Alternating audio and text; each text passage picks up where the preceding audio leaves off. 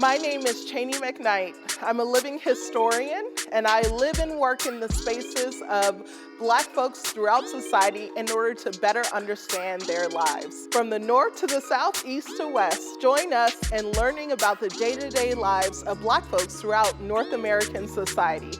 This is Not Your Mama's History presents These Roots.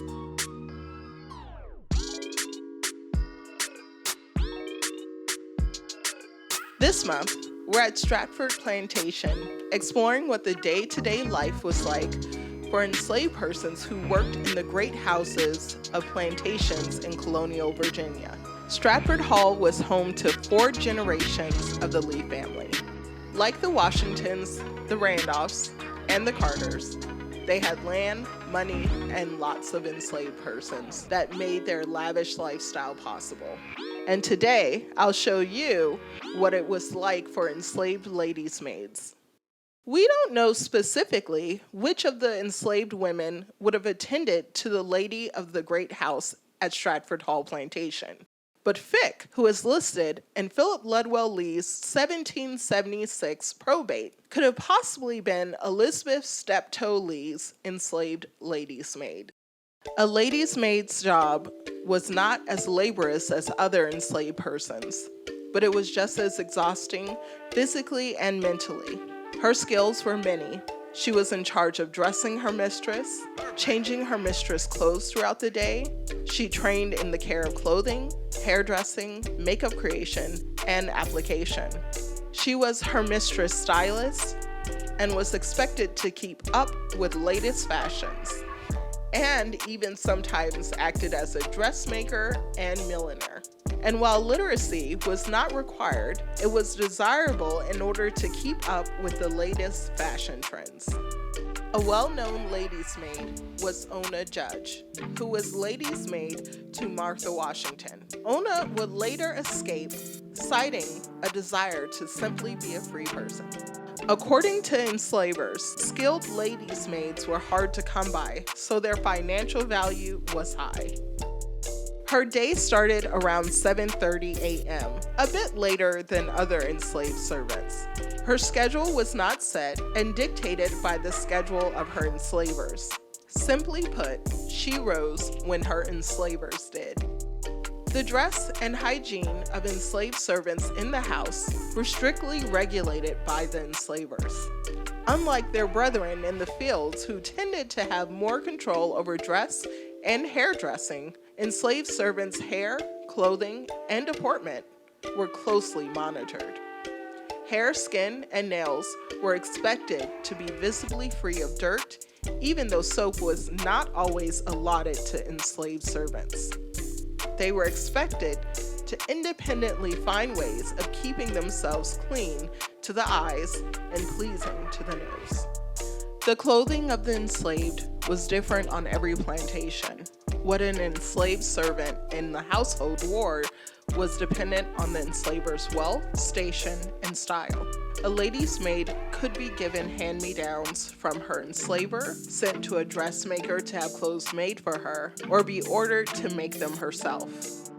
We do not know what an enslaved servant at Stratford Hall Plantation would have worn, but looking at images of European ladies' maids and runaway ads, we have an idea. Sarah, described as a Negro woman enslaved as a house servant and seamstress in Prince George County.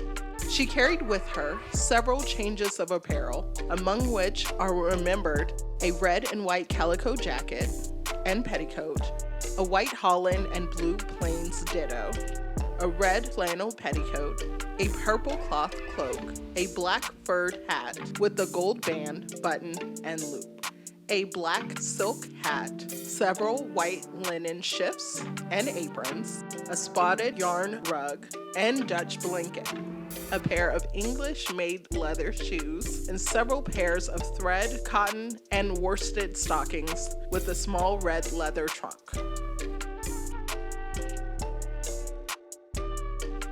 At Stratford Hall, enslaved servants lived either in the quarters, in the great house, or in slave quarters a ways away from the great house. In 1759, At about the age of 16, Elizabeth Steptoe married 32-year-old Philip Ludwell Lee, becoming the mistress of Stratford Hall.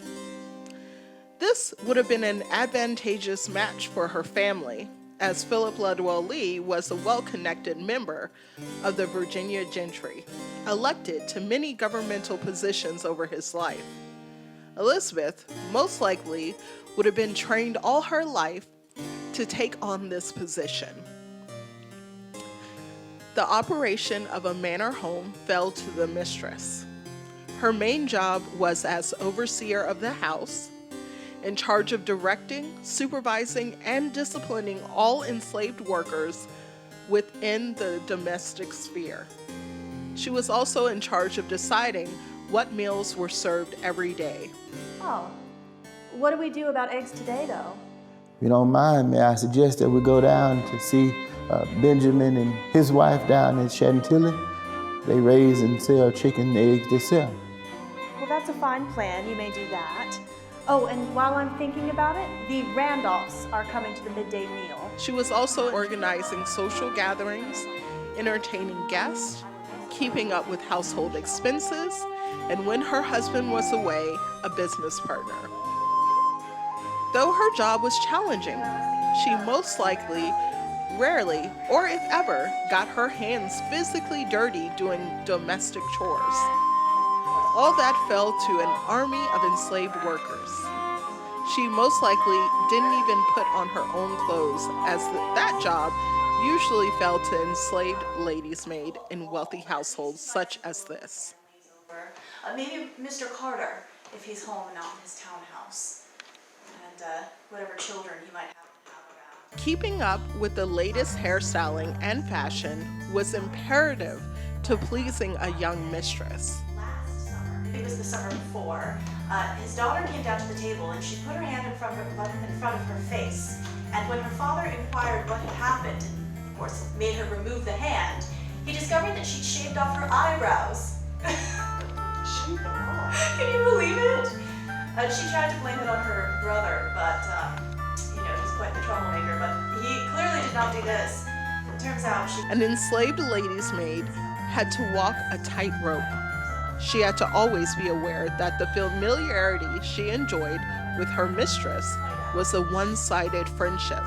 Her mistress could share all her worries with her, but she could not share all her worries with her enslaver. A form of code switching was employed. An enslaved lady's maid had to be intelligent and creative enough to be useful, yet docile and meek as not to intimidate and offend.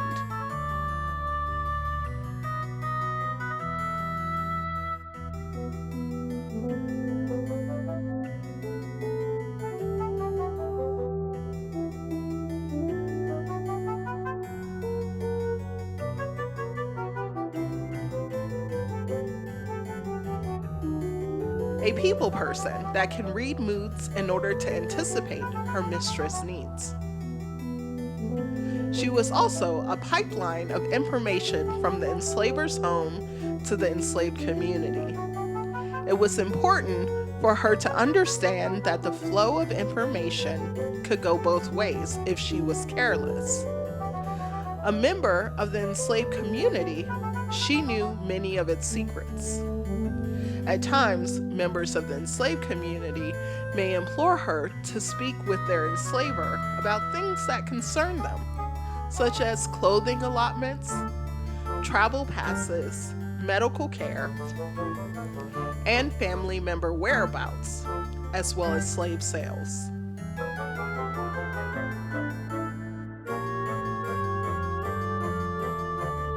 It was usually those that interacted with the enslavers the most that heard about upcoming slave sales first, and could, if they chose, provide an early warning system to the enslaved community. An enslaved lady's maid usually traveled with her enslaver.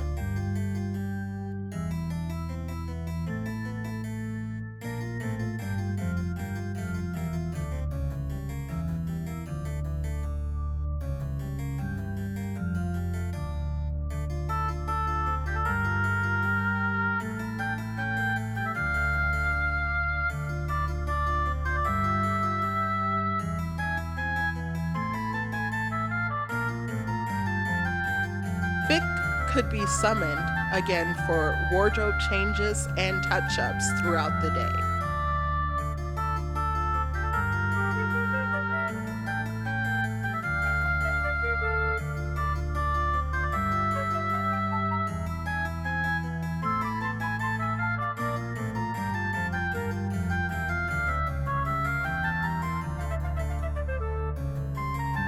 It was Fick's job to be a confidant, a caregiver, and anything else Elizabeth wanted her to be. She was the first face she saw in the morning and the last before her head hit the pillow.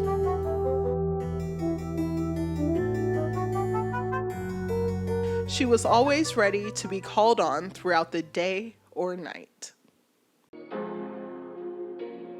While her mistress is going about her day, a lady's maid has a variety of duties to occupy her day.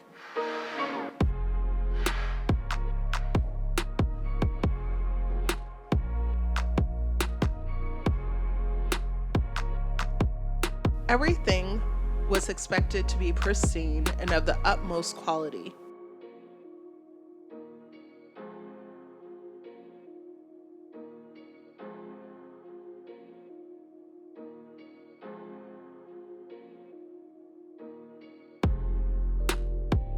Fick sewed clothes that she could never wear and made makeup that she could never use.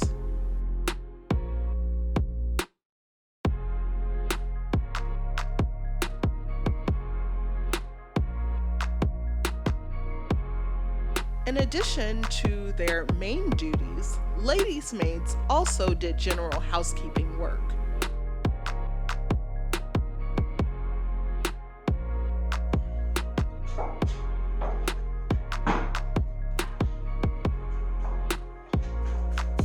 Fick would have been expected to stay awake and close by until her mistress was ready for bed.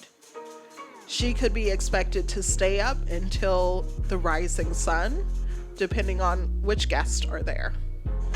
They done up there yet? Of course not. They're gonna be up there till 2 a.m. I never know when to cook my own. Eat you out of house and home. Well, I tell you, I'm about done with this here. How about going up, see where they are, and come back down and let me know. All right, will do.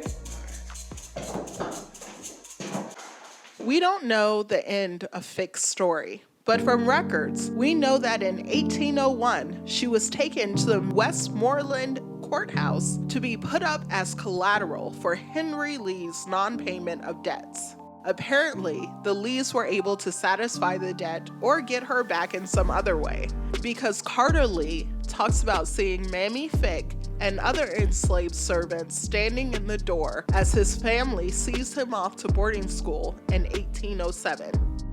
And that's all we know about her later years.